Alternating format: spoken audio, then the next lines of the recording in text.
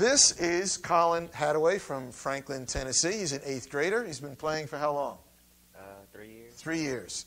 And what we're going to try to do now is just have Colin play just some very simple things so that we can sort of establish a teacher-student relationship and we can review some of the things we've talked about up to this point in the CD-ROM.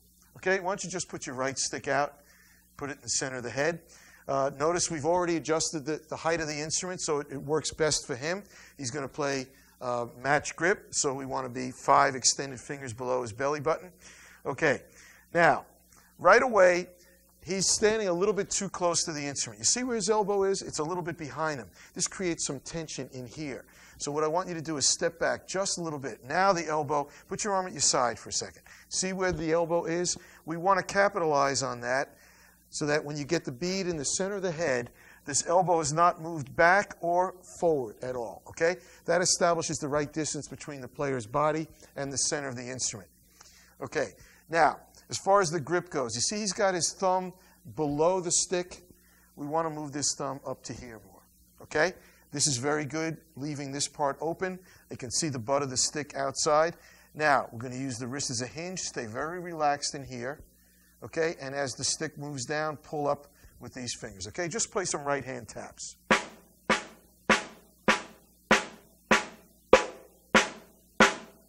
Very good. The motion that Colin has with this grip is excellent for an 8th grader. This looks very, very good. But if you had stayed up too close, then this elbow would have been back here to stay in the center of the head. Then this would have been a little bit tighter sounding. So it's very important that you establish that distance, okay? Stay back. Let's try the left hand. Are you right-handed? Yes, sir. Okay. Do you tend to have more trouble with your left hand when you play? So you need to work extra hard on the left hand, right? Yeah. Okay. Let's try the left hand.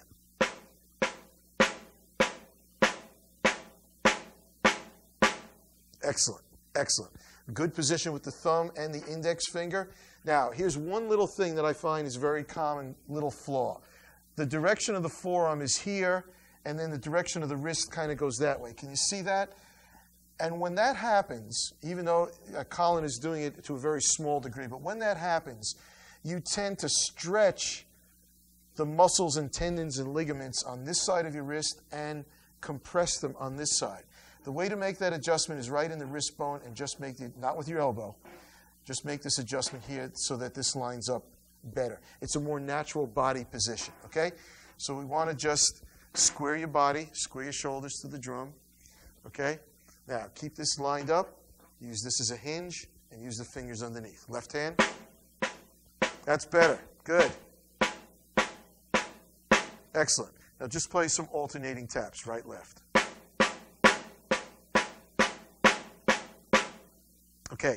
Now you can notice now that we're using both hands, his right hand looks very, very good, but he's a right-handed student, so we would expect that his right-hand delivery would be a little bit more advanced than a left. This left-hand gap here between your thumb and index finger is a little bit too big, so you're losing a little control. See where this is in the right hand? That looks really, really good. So you want to try to make the left hand look exactly like your right hand does, okay? Now, can you play some paradiddles? Very slow. Go ahead.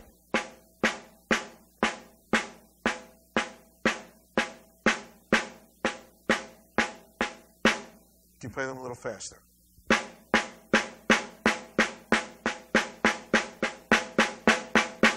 Good. Now, you notice here that his left stick is starting to tuck underneath his wrist, but his right stick on the back, the butt of the stick is staying outside the wrist bone. Now, there is a lot of playing that we will do where we will turn our wrists underneath. Play drum set. You do that. We play concert snare. You very often do that. I do that all the time.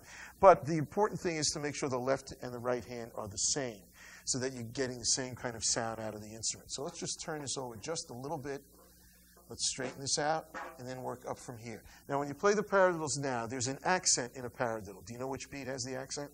First one. First one. Just like the word paradiddle. So now try to concentrate on playing a good accent on the first beat.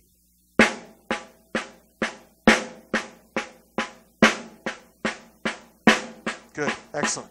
Now, Colin is doing a really good thing as far as the accents here. He's not trying to lift the arm at all. You don't have to play from up here. to get that accent. He's doing it just by a little extra flick of the wrist, putting a little extra energy into the stick. A lot of people think that height, especially the core people of today, the marching specialists, think that height equals volume. And that's not always the case. Let me show you. You would think that this is going to be louder than this automatically, right? And that this would be loudest yet, right? So this would be the loudest stroke, right? Okay, now watch real close. Hold your ears. Watch real close. Watch. Was it loud? No. Why? Because you're going slower. Yeah. So volume has more to do with velocity than it does with distance, doesn't it? So that if I'm playing and I need an accent and I'm playing my main beats here, I just need to do that to get a nice accent. I don't need to play from here. So you do that very, very well. Okay, how about some flams? Great. One of the nice things about that sound is that the right-hand flam and the left-hand flam are very even, and that's highly unusual. I want you to try, when you play your right flam, when your sticks are like this, you come down, I want you to try to stop that right stick down a little closer to the head. So now it becomes the grace note for the left flam. Okay? Just, you're letting the stick come up to about here. Try to stop it a little closer to the head. Try that.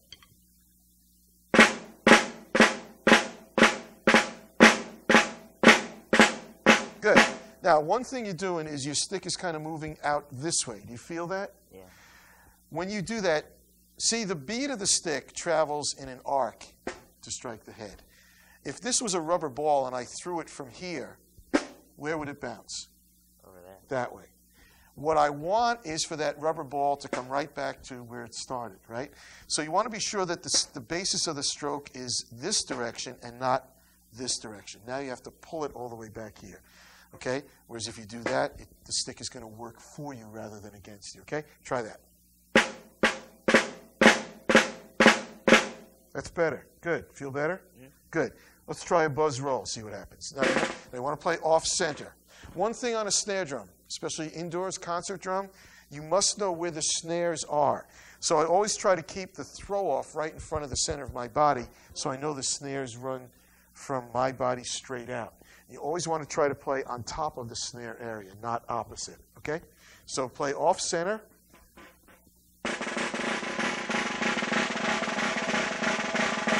Okay. Did you notice that his right hand is kind of moving like a piston and his left hand is stationary? What you need to do is to not move this hand this way so much. And what you want to try to do is be able to just keep it in that place rather than having to do that. That's a very inefficient way to play. And therefore, the right hand for you and the left will sound very different from each other.